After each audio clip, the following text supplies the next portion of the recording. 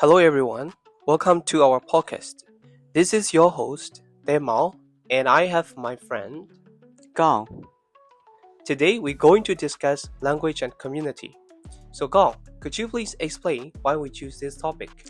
Alright, the reason why we chose this topic is because most of the learners see language and culture as two separate entities, but indeed, language doesn't exist in isolation from the culture, and in order to understand a language fully, we also need to understand the people who speak it.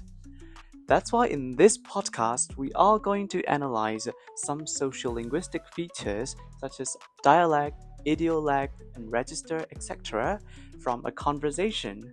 So, where do we take that conversation there?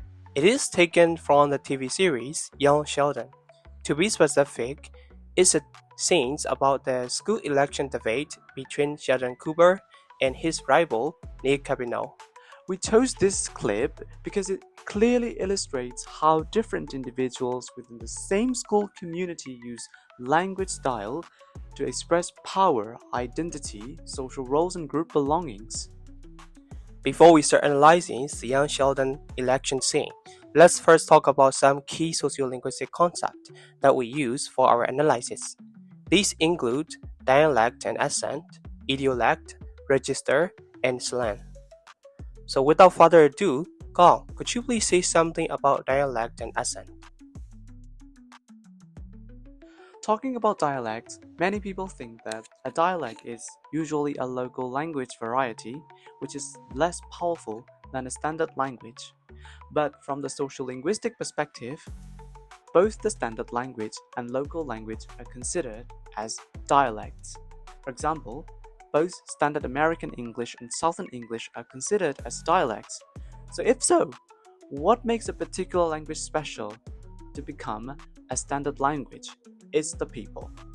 The people in power shape the language to become a standard language. And the next topic is about accent, and many people confused it with the term dialect. So accent could be considered as just one element under the domain of the term dialect, as the dialect includes vocabulary, grammar, and pronunciation. Let's talk about Standard English as an example. So Standard English can be spoken with many features of accent inspired by American, Indian, Singaporean, or New York accent, but still, they are still speaking the same vocabulary using the same grammar structure, and that's why the accent is just one feature under the topic of dialect. They're not the same. So there, can you explain us what idiolects and slangs are? Idiolect simply refers to the unique way each individual uses language. When we talk about language, we often think about features that are related to large group, like the one you said, register and dialect. But sociolinguistics reminds us that language is also deeply personal. Every individual has their own idiolect. Why person A may say, I'm gonna go. Person B could probably say, I'm going to leave now. On the other hand, slang is not individual, it's social. Slang works as a kind of secret language within a group. It helps people show belonging and share identity. Think about teenagers using words like slay, Ritz, or NPC, or gamer who say GG and OP. These words create a sense of community. If you understand the slang, you are one of us. If you don't, you are outside the group. That's true. Let me also share something about register. Register is a set of items that people use in relation to their job, activity, or social group they are interacting with. For example, doctors and nurses will use medical registers such as hypertension, prescription, or diagnosis, while ordinary people may rarely use the terms. And at the same time, we can also think that people may use different types of registers to follow the language norm of a particular group or community, or to call up a sense of connectedness with that group.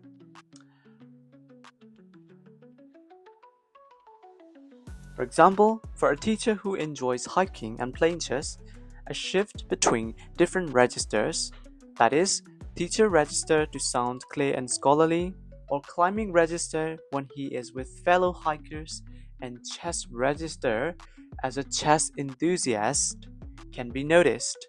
And that's why we could say people use a range of registers so they could construct an identity at a specific time and context to demonstrate their role.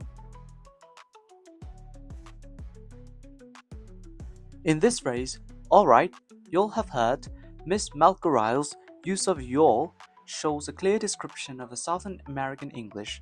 This is a regional dialect, making her speech align with the linguistic norms of the local community and reflects a sense of warmth and friendliness with the students.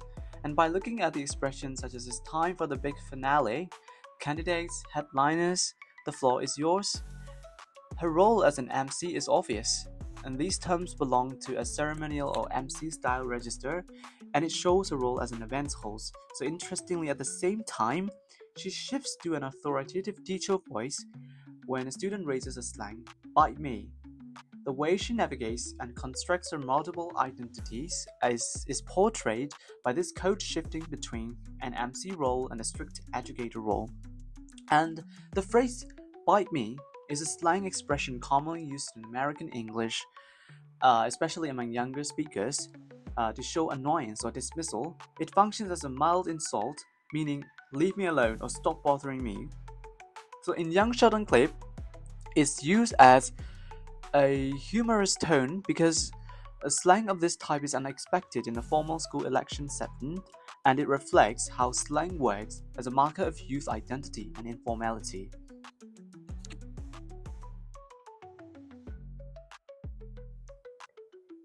Now we are speaking really show how she connect with the people around her. When she uses y'all, she immediately sounds like someone from the southern community, friendly, familiar, and down to earth. She starts her speech politely with "Thank you, Miss Macaray, my fellow students," slipping into a more formal, election-style register because she knows she's speaking as a candidate.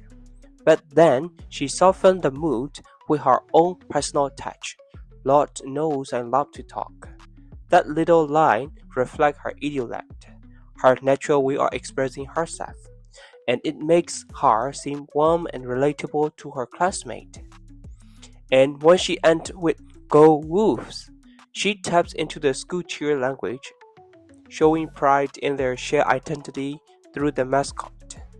Altogether, Nell's language feels natural and sincere, blending formality, community, and personality in a way that fits perfectly with their school setting.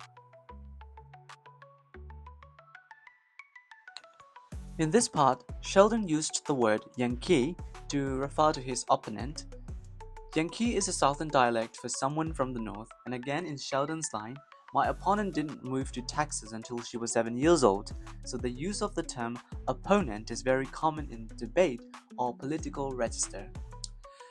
But interestingly, while Sheldon appears formal because he is speaking on a campaign stage, this style is actually part of his idiolect. He consistently uses formal, precise language with everyone, including his own family. In the end, Sheldon concluded with the slogan, "Don't mess with Texas." So it reveals the pride of Texas and how even someone like Sheldon, who is actually detached from the social norms strategically, uses culturally meaningful language to connect with the audience and align himself with the local values. Overall, the analysis showed that each writer shifted their language to fit their role and the situation, showing how different registers operate within the school election. Slang expression work as in-group markers, helping students signal belonging and share attitude. Sheldon, an usually formal and precise way of speaking, stands out as a decent idiolect, setting him apart from the other children and shaping how others relate to him. Together, these language choices highlight how people use speech to express identity, power, and social distance. and how community membership is reflected through the way individuals speak. So, after looking at this clip, I think it's really clear that sociolinguistic features aren't just theories in a book, they actually happen in real interactions. Exactly. The way people talk shows so much about who they are, what roles they play, and how they relate to others. It's like language becomes a mirror of identity and community. Yeah, and that's why understanding sociolinguistics really matters. It helps us interpret communication on a deeper level, which is beyond just the words, and we start to see the meaning behind the choices people make when they speak. Right. When we appreciate how language connects to culture and community, we also become better communicators and more aware language learners. Thank Thank you you for for listening. listening.